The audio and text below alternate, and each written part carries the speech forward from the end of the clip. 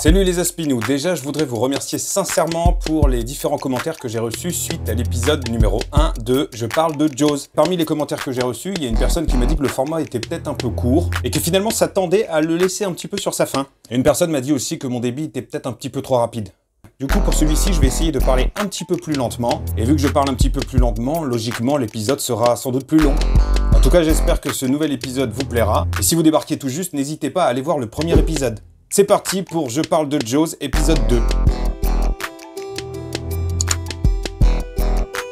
Donc, pour résumer ce qu'on a déjà dit, un écrivain, Peter Benchley, sort un best-seller qui s'appelle Jaws. Les producteurs d'Universal, Zanuck et Brown, ont décidé d'en faire une adaptation sur le grand écran. Donc, la première mission des producteurs est de trouver un scénariste, de manière à transformer le roman en scénario de film. Et en fait, ils se sont pas fait chier, et ils ont demandé tout simplement à Peter Benchley. Et Benchley, il est super content parce que ça lui fait 25 000 $ en plus. Alors rapidement, il essaye de s'atteler à l'écriture d'un scénario. Sauf que Benchley n'est pas du tout scénariste. Bah ouais, en fait, il écrit des romans. Ces différentes propositions ne satisfont pas du tout les producteurs. Alors ils vont demander le coup de main de deux personnes, un dramaturge nommé Howard Sackler et un scénariste nommé John Milius. Et en fait, il y a eu 5 versions du scénario de Jaws. Et finalement, la principale chose qui a été conservée de toutes ces réécritures fut la scène du monologue de Quint au sujet du naufrage de l'USS Indianapolis, qui est quand même une scène culte qui est rentrée vraiment dans les annales de l'histoire du cinéma, mais qui elle-même avait été aussi réécrite par l'acteur Robert Shaw. Toujours est-il que ce scénario prend un temps de fou, et les producteurs ont d'autant plus la pression qu'une grève de scénaristes a été annoncée.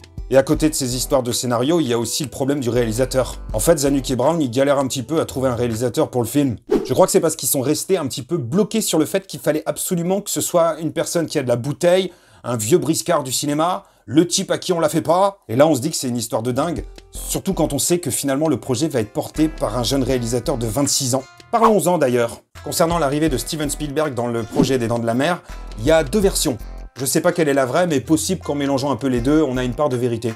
Il y a une première version qui explique que Steven Spielberg était dans les bureaux d'Universal, qu'à l'époque c'était un petit peu tendu du slip pour lui. Je rappelle que Spielberg était un jeune réalisateur pas très connu, qui avait fait ses classes en réalisant des épisodes de Columbo. Il avait réalisé un road movie pour la télé qui avait cartonné, qui s'appelait Duel, l'histoire d'un camion qui poursuit une voiture. Mais il avait aussi réalisé un autre road movie pour le cinéma, Sugarland Express, qui avait fait un gros bide. Et si ça avait fait un gros bide, c'était aussi parce qu'il y avait eu très peu de promotion pour ce film. Parce que les studios avaient préféré mettre beaucoup plus d'énergie pour la promotion d'un autre film, L'Arnaque, dont un des rôles est tenu par Robert Shaw, qui jouera Samuel Quint plus tard dans Les Dents de la Mer. Bref, c'est un petit peu chaud pour Spielberg. Il est possible que lors de cette entrevue avec ses producteurs, on lui ait signifié qu'il allait bientôt aller vers la sortie. Et pendant cette entrevue, Spielberg aurait été intrigué par la présence d'un manuscrit sur le bureau de son producteur. Il aurait profité d'un moment d'inattention pour piquer le scénario, le lire tranquille à la maison. Séduit par le scénario, il va voir son producteur et dit « c'est moi qui le fais ton film ». Ça, c'est la première version. La deuxième version est un petit peu différente. Dans ce cas de figure, ce sont les producteurs qui ont proposé à Spielberg de réaliser Jaws. Et à la lecture du roman ou du scénario, Spielberg était pas chaud,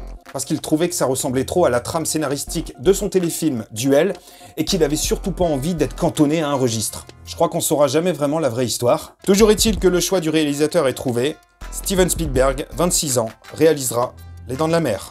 Et une des premières choses qu'a fait Steven Spielberg, c'est de réécrire le scénario.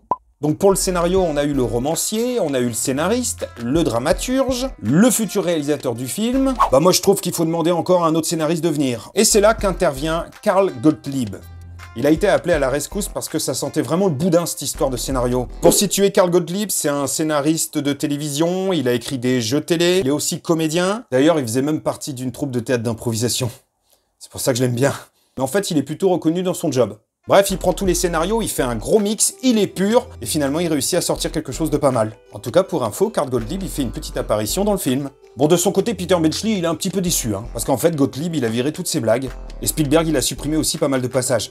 Notamment tous ceux où Benchley s'encombre de détails. Spielberg considérant que la caméra ferait le travail de suggérer ce qui ne se dit pas. Et on verra plus tard qu'il a eu raison. Alors c'est possible que pour le calmer, Spielberg lui ait proposé de faire une petite apparition dans le film. Pour réaliser son film, Spielberg a fait appel à toute son ancienne équipe de Sugarland Express. Bon, faut croire que personne n'est rancunier ni échaudé par le beat qu'ils avaient fait. Et dans cette équipe, il y avait notamment le chef décorateur Joe Alve, qui a travaillé plus tard sur Jaws 2 en 78, et qui a même réalisé Jaws 3 en 83.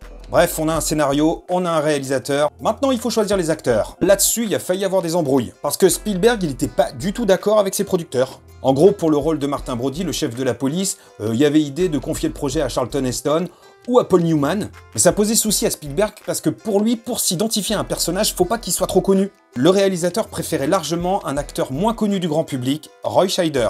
Et la petite histoire veut que Roy Scheider se soit retrouvé un jour dans une soirée mondaine et entendu parler du film et immédiatement appelé Steven Spielberg pour avoir le rôle. Du côté de l'océanographe Matt Hooper, le rôle devait être attribué normalement à Jeff Bridges.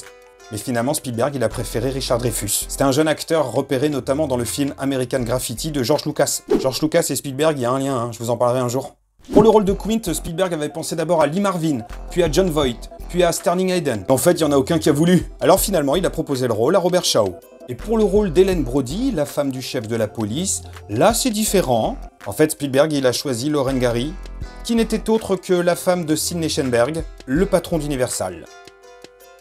Grande actrice, a fait ses preuves, notamment dans Jaws 4. Puis après, il y a d'autres acteurs comme Jeffrey Kramer, Murray Hamilton qui sont rentrés là-dedans. Et pour ce qui est des petits rôles et des figurants, bah, ça va être simple. On va prendre des autochtones, parce qu'évidemment le film n'a pas été tourné en studio, mais sur une petite île du Massachusetts. Pas facile à dire ça. Petite île du Massachusetts. Mais sur une petite île du Massachusetts, petite île de l'état du Massachusetts. Martha Vineyard. Alors pour info, c'est une île de 15 000 habitants qui est réputée pour héberger la première communauté américaine de sourds. Ils ont même leur propre langue des signes. Cette île est aussi réputée pour être le lieu de villégiature de pas mal de présidents américains. C'est un peu le fort de Brégançon du coin. Par contre, l'anecdote, c'est que l'agent du FBI Fox Mulder dans X-Files a ses parents qui vivent là-bas. Bref, l'intrigue du film se passera à Martha Vineyard, qu'on appellera Amity. Et pour faire passer la pilule aux gens du coin qui devront supporter tout le bordel, on va leur proposer des rôles. C'est ainsi que deux enfants du coin, Chris Rebello et Jamie Hello, vont se voir attribuer les rôles de Sean et Mike Brody, les enfants du chef de la police. N'empêche que c'est cool, ça s'annonce finalement bien. On a un scénario, on a un réalisateur, on a des acteurs principaux, on a les figurants, on a le lieu de tournage. Reste à avoir le requin. Bah ouais, parce que c'est quand même le personnage principal. Alors toute cette équipe, comme ils sont pleins d'ambition et d'optimisme, ils se sont dit qu'ils pourraient peut-être dresser un requin. Et très rapidement, ils se sont rendus compte que ce serait pas possible. Pour autant, il est vrai que dans le film, parfois, il y a des scènes où on voit des vrais requins. Il y a même une scène pas terrible où on voit un vrai requin en souffrance. Et Spielberg a d'ailleurs toujours regretté ce passage. Non, la solution, c'est d'utiliser la technologie de l'époque, à savoir les animatronics. C'est une espèce de robot piloté par des télécommandes. Donc là, c'est un certain Bob Matty, le créateur de la pieuvre géante dans 20 milieux sous les mers, qui a conçu 3 requins animatroniques en polyuréthane.